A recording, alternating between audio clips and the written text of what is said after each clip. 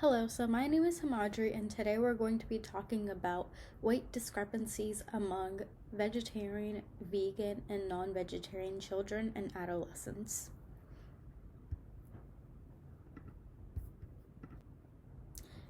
Here's a quick outline of what we'll cover. First, we'll touch base on what a plant based diet actually is. Next, we will see how common it is among kids and adolescents. Third, we're going to see what research says by going through some meta-analysis and systematic reviews. Next, we're going to see some key outcomes and health effects. And lastly, we're going to look over some practical implications and prevention strategies. So first, what is an animal-based diet? For reference, omnivores, they consume both plant-based and animal-based products. And vegetarians, they consume mostly plant-based products, but also consume eggs and dairy. And in the past few years, interest in veganism has risen. A vegan diet usually excludes animal-based products, including meat, fish, dairy, eggs, and also honey. Some motives to follow this type of diet is mostly related to animal welfare and ethics, but there are some ecological and health-oriented reasons that also play a role for many people as well. So plant-based diets are not super common in children and adolescents just yet. Determining the exact prevalence of vegetarian and vegan diets among children and adolescents in the United States is quite challenging due to limited and varying data. Estimates suggest that approximately 2% to 4% of United States youth ages 8 to 18 adhere to vegetarian diets, with about 0.5% following vegan diets. These figures indicate that while vegetarianism and veganism are present among American youth, they still remain quite uncommon. Next, let's dive into some research. We have this article called The Nutrient Status and Growth in Vegan Children.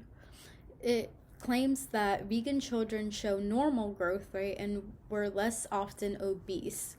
Furthermore, as planning and supplementation by caregivers are needed, it is currently unknown how often vegan children follow a well-planned diet. Deficiencies in choline, which is vitamin B12, calcium, and vitamin D seem to be the biggest risks associated with poorly planned vegan diets, especially children who tend to be picky with their food choices. Next, we have this study called the Plant-Based Diet in Children. This article claims that the evidence indicates that vegan but not vegetarian diets can restrict growth relative to omnivorous children and can increase the risk of being stunt and underweight, although the percent is relatively small.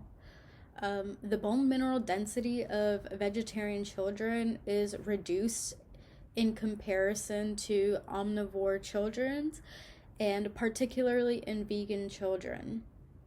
Usually these children have vitamin B12 deficiencies, but vitamin B12 supplements can help rectify this situation.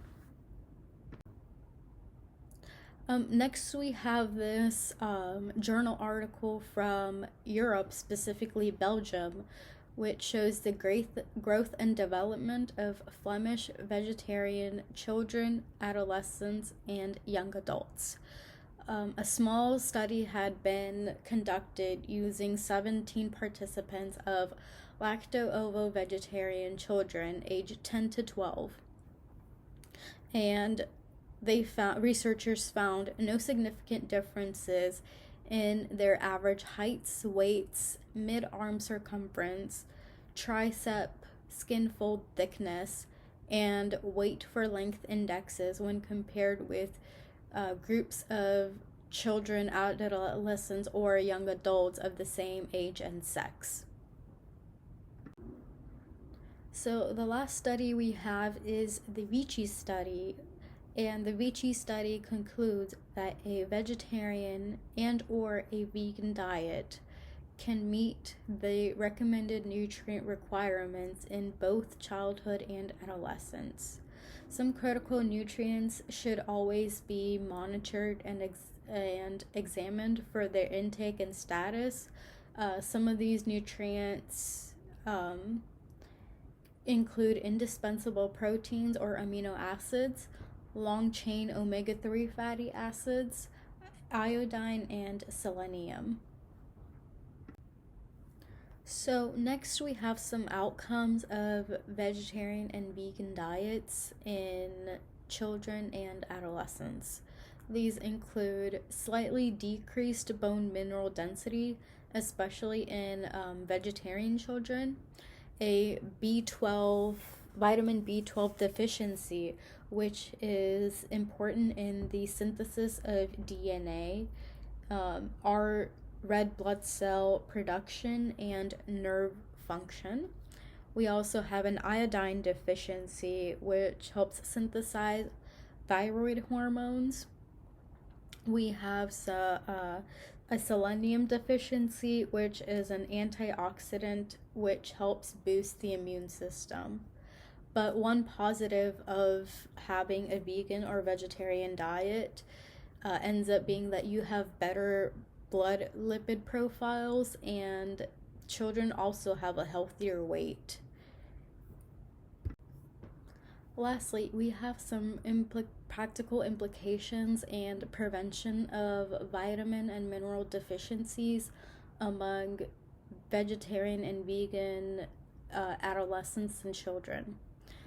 First, we should be creating a dietary plan to meet nutritional needs especially during growth periods.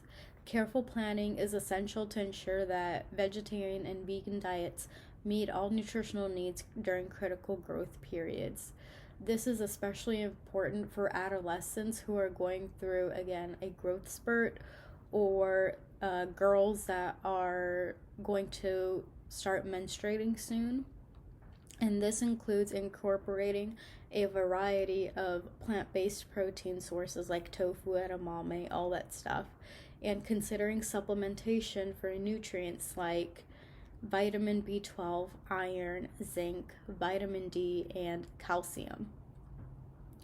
Next, we should regularly be monitoring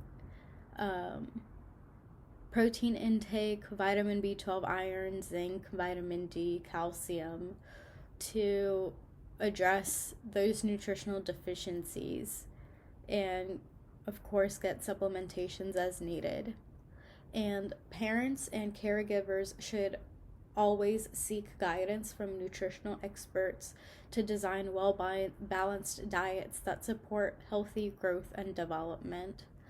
I think one little tip that could be helpful is sneaking in fruits and veggies into children's foods to ensure that they get the proper nutrients in their food. And now to wrap up this presentation, I am going to present to you some conclusions that I've made based off of some of the studies that I've highlighted earlier. The first conclusion is that vegan children especially were found to be less obese and have better blood lipid panels as compared to omnivorous children and adolescents. Next, vegetarianism and veganism did not stump the growth of children, even though we found some evidence in one of the studies. The evidence was quite negligible.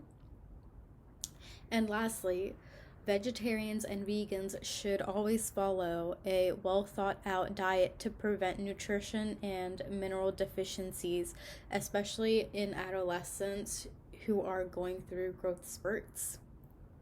Thank you.